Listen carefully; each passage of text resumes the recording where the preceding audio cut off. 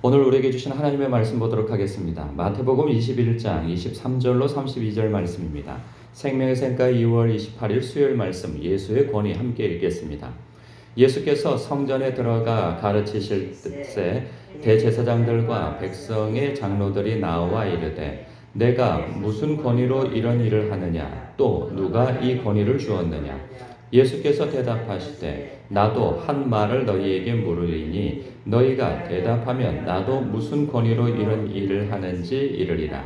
요한의 세례가 어디로부터 왔느냐 하늘로부터냐 사람으로부터냐 그들이 서로 의논하여 이르되 만일 하늘로부터라 하면 어찌하여 그를 믿지 아니하였느냐 할 것이요 만일 사람으로부터라 하면 모든 사람이 요한을 선지자로 여기니 백성이 무섭다 하여 예수께 대답하여 이르되 우리가 알지 못하노라 하니 예수께서 이르시되 나도 무슨 권위로 이런 일을 하는지 너희에게 이르지 아니하리라.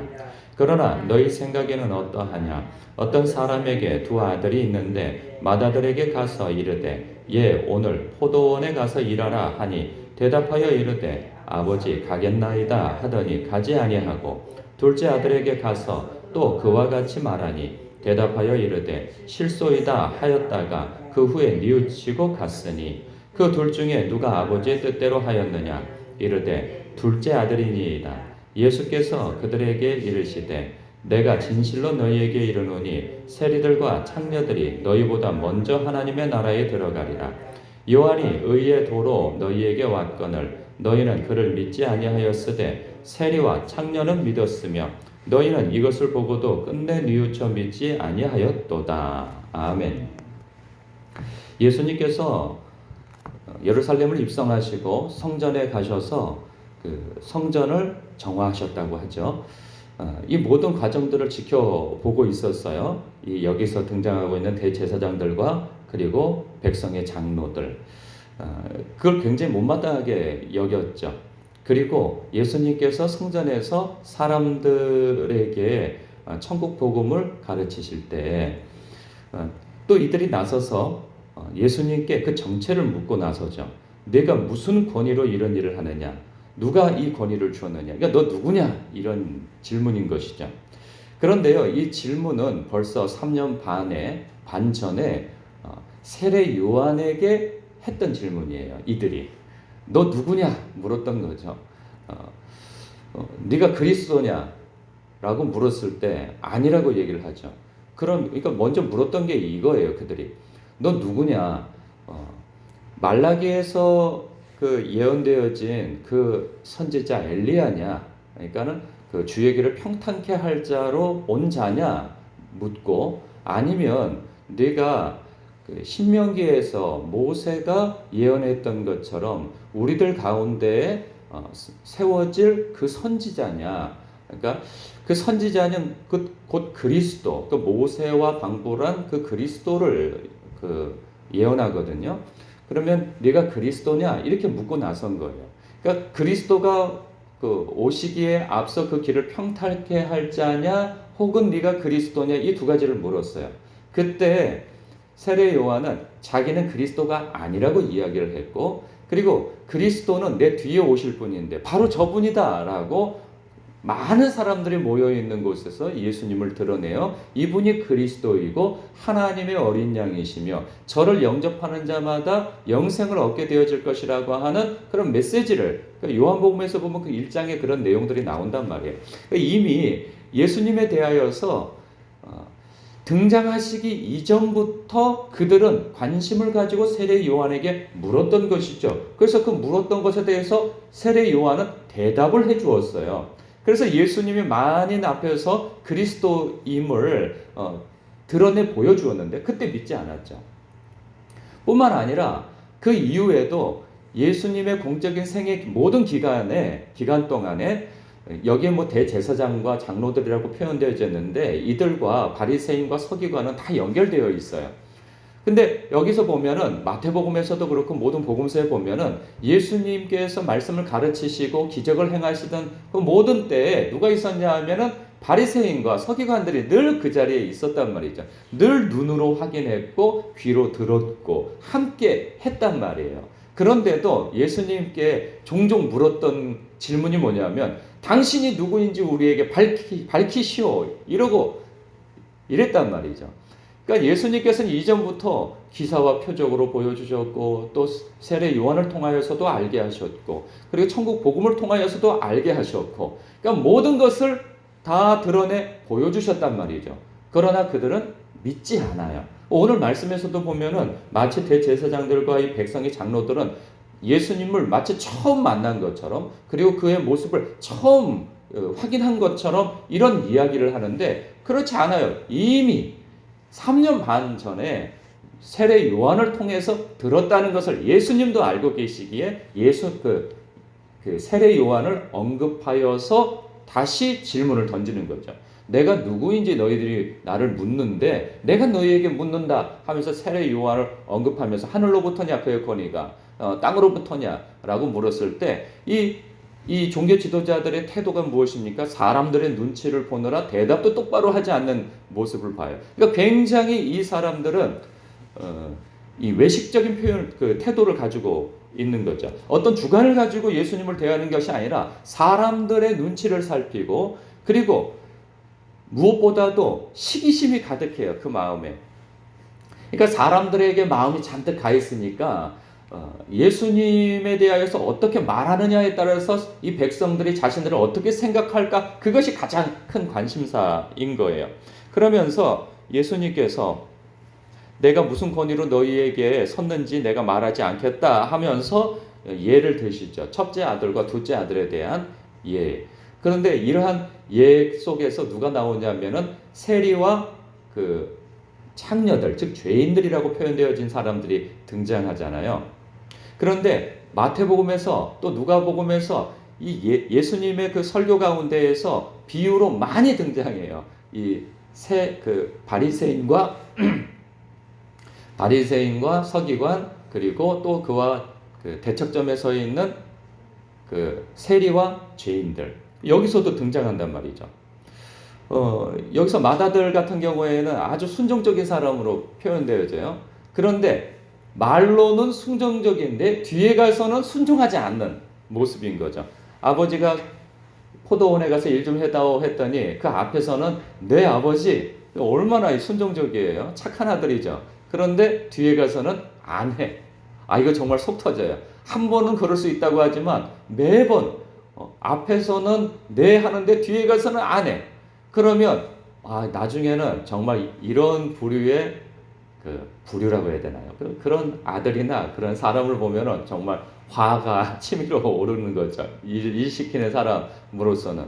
그런데 둘째 아들은 괘씸하게 아빠 나 오늘 친구랑 약속 있어요. 나 오늘 그거 하기 싫단 말이에요. 이런 태도를 보여요. 그러니까 아주 발칙하죠. 괘씸하죠. 그런데 이 녀석이 요즘에 그 흔히 말하는 츤데레예요. 앞에서는 투덜투덜거리고 안 한다고 해놓고서는 뒤에 가서는 뉘우치고 내가 이러면 안 되지. 아버지가 나한테 이런 일도 시키시고 아버지 혼자 일하시면 힘드시잖아. 내가 가야지. 이러고 돌이켜서 일한다는 거예요. 그걸 또 물어봐요. 누가 순종하는 자냐? 물었더니 대뜸 그 종교 지도자들이 하는 얘기가 둘째 아들이니이다. 그래, 둘째 아들이 순종하는 거야. 너희들이 첫째 아들이야. 라고 말씀하고 있어요.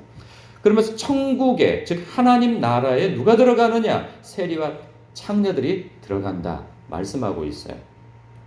그럼 하나님의 나라는 어떤 사람들이 들어가느냐? 여기서 언급하실 때 앞에서는 순종하는 척하지만 순종하지 않는 자가 들어가는 것이 아니라 결론적으로 순종하는 자가 들어간다는 거예요. 그러니까 하나님의 나라가 무슨 뜻입니까? 두 가지 의미가 있어요. 첫째는 하나님의 통치 개념을 얘기해요. 그래서 하나님의 통치가 미치는 그곳이 하나님의 나라이다. 그러니 하나님이 누구세요?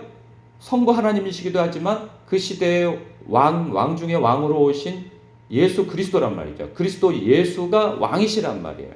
그래서 그 왕의 통치를 받는 자가 하나님의 나라인 거죠. 그러니까 통치 개념이에요. 이렇게 하나님의 통치를 받는 자, 말씀의 통치를 받는 자가 가는 곳이 어디예요? 하나님의 나라, 저 천국인 것이죠. 그러니까 저 천국에는 누가 가게 되느냐? 이 땅에서 하나님의 말씀의 통치를 받는 자가 간다는 거예요. 통치를 받는다는 것은 순종한다는 것이죠. 듣기만 하고 따르지 않는 자가 가는 것이 아니라 듣고 행하는 자가 간다는 거예요. 그래서 마태복음 그 7장 산상수훈이 끝나는 그 지점에서 예수님께서 이런 비유를 드시죠. 마지막 때에 많은 사람들이 나한테 올 것인데 그때 나더러 주여 주여 하는 자들이 있을 것이다. 근데 주여 주여 하면서 그들은 자신들이 예수님 앞에서 칭찬받을 거라고, 심판주 앞에서 칭찬받을 거라고 생각하고, 주여 내가 당신의 이름으로 선지자 노릇하고 큰 권능을 행하고 많은 일들을 행하지 아니하였나이까? 라고 그들이 스스로 자평하면서 자기의 의의 확신을 가지고 그 심판주 앞에서 자기 자랑을 하는데, 놀랍게도 예수님은 그때 내가 너희를 도무지 모르겠다라고 말씀하신다는 거예요. 그러니까 그들은 마치 첫째 아들로 비유되어진 종교 지도자들처럼 자기 의에 사로잡혀서 종교적 행위는 참 잘해요. 그래서 제사도 열심히 지내고 제사도 인도하고 그러는데 정작 하나님께서 보내신 예수 그리스도를 믿지 않으니 그 통치에 따르지 않는 거죠. 그러면 이것은 오늘날 우리에게 무슨 관계가 있느냐라고 볼 때 우리도 그럴 수 있다는 거죠. 우리가 교회 안에서 말씀도 듣고 그리고 봉사활동도 하고 여러 가지 일들을 하지만 하나님의 말씀에 순종하지 않고 종교생활할 수 있다는 것이죠. 우리는 겉으로 어떤 그 교회의 질서에 따라서 겉으로 볼 때에는 신앙생활 잘하는 것처럼 보이지만 하나님을 사랑하지 않고 예수님을 사랑하지 않고 혹은 그 사랑의 큰 표현으로서 회개하지 아니하고 자기 의에 도취되어져서 신앙생활할 수 있다는 것이죠. 이런 사람들이 잘 빠지는 사람이 어떤 사람들이냐? 이 의지력이 강한 사람인 것이죠. 나는 한다면 하는 사람이야. 나는 결단하는 것은 하는 사람이야. 그래서 누구보다도 의지가 있어서 성경을 읽으라면 잘 읽고 새벽기도 그리고 주일 성수 헌금 생활 누구보다도 잘하는 것에 대해서 자랑을 가지고 있는 사람들인 거죠. 이 자체가 잘못됐다는 게 아니에요. 여러분 우리가 주일 성수도 해야 되고 예배도 잘 드려야 되고 기도회도 잘 참석해야 되고 그리고 봉사활동도 잘 해야 하고 이런 것들은 다 우리가 은혜를 받는데 다 필요한 것들이에요. 그런데 이것이 하나님을 사랑함 없이 회개되어짐이 없이 그러니까 회개가 무엇이겠어요? 주님의 주되심을 인정하는 것이죠. 그리고 주님의 통치를 받는 거예요. 그런데 그런 것이 아니라 그냥 종교적 그 질서를 잘 따르는 거예요. 이것도 쉽지 않은 거예요. 그런데 이것이 자기의 자랑이 된 사람인 것이죠. 이것이 자랑이 되어지는 사람은 어떤 것으로 드러나냐면 자신의 행위와 다른 사람의 행위를 비교하여서 다른 사람을 평가절하하고 그 위에 자기가 더 높거나 더 나은 사람이라고 자평하는 데서 나오는 거죠. 이런 사람들은 자기의 잘남을 자랑하지는 않아요. 그러나 다른 사람을 판단하고 정죄하고 비교의식 속에서 자기의 우월함을 드러내려고 하는 것이죠. 그 속에 섬김은 없어요. 마음을 다한 섬김은 없고 은혜의식이 없는 것이죠. 그래서 여러분 우리가 잘 돌아봐야 할 것은 핵심적인 게 뭐냐? 은혜의식이에요. 여기에서 세리와 창녀들이 왜 예수님 앞에 나왔겠어요?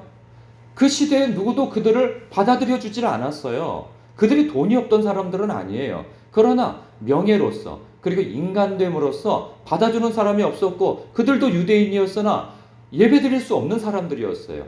배제되어진 사람들이었죠. 그런데 그것도 그 자신들이 당연하다고 생각했어요. 우리는 그럴 자격이 없다고 생각하였는데 예수님이 오셔서 죄인과 가난한 자와 병자와 세리와 이러한 사람, 그 죄인들을 가까이 하시고 그들에게 은혜의 기회를 주신 거예요.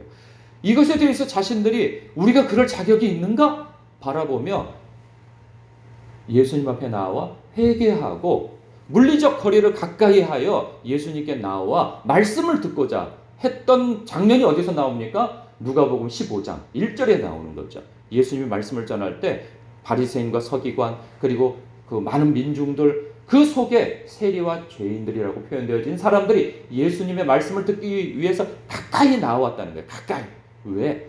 회개되어지는 거죠. 나 같은 죄인을 받아들여 주신 예수님의 그 은혜가 너무 고마운 거예요. 그래서 나온 거예요. 그래서 따랐던 것이죠. 그러나 여기에서 그 종교 지도자들이나 바리새인, 이 제사장들, 장로들의 태도는 어때요? 나 같은 죄인이 아닌 거예요.